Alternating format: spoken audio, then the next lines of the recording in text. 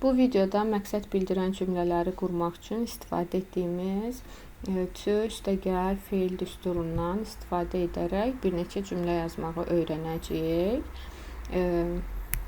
Qısa qaydamız budur ki, to üstəgəl verb, yəni feil etmək üçün, hansısa bir hərəkəti etmək üçün mənasını verir. Məsələn, I study English, mən ingilis dilini öyrənirəm. To improve my speaking, ingilis dilimi, danışığımı inkişaf etdirmək üçün.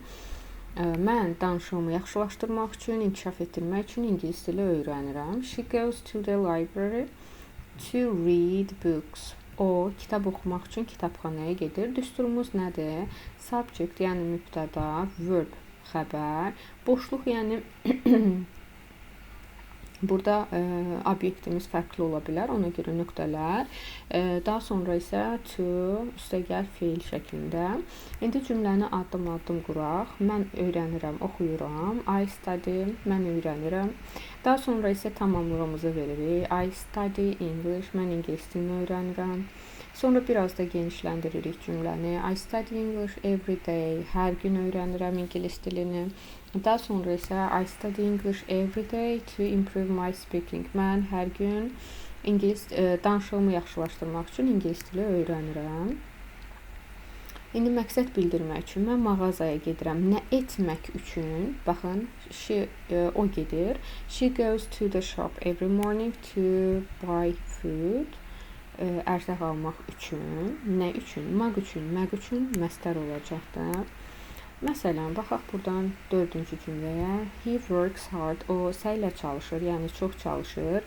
To, maq üçün, məq üçün, nə etmək üçün? Məsələn, to enter the university, universitetə qəbul olmaq üçün. Sonra məsələn 6-da they read books. Onlar kitablar oxuyur. Nə etmək üçün? Bax, burada to üçündür. Nə etmək üçün? Learn new words, yeni sözlər. Şrifti dəyişməmişəm, bir saniyə, burada şrifti dəyişəm.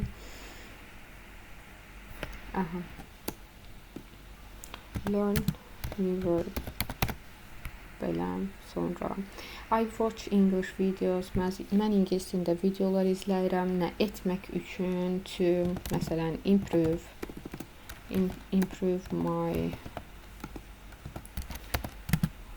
my speaking, danışığımı inkişaf etdirmək üçün.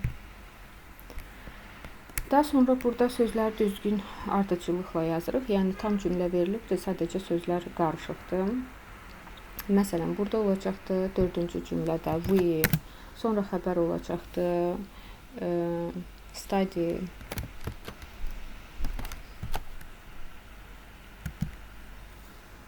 we study English.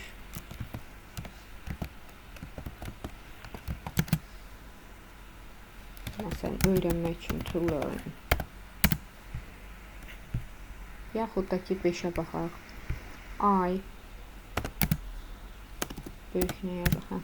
I məşq edirəm. Exercise. Nə etmək üçün? Sağlam qalmaq üçün. To stay healthy.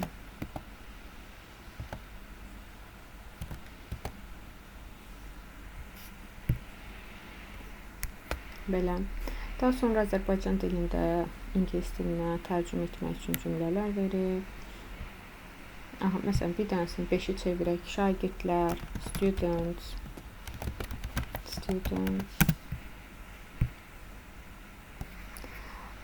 Yaxşı qiymət almaq üçün çox oxuyurlar. Çox çalışırlar. Work hard. Nə etmək üçün? To get. High grade. Yüksək qiymətlər almaq üçün. Daha sonra isə PDF-in sonunda həmin bu tapşırıqların doldu cavabları da var. İndi qruplarınıza bunları da göndərəcəm.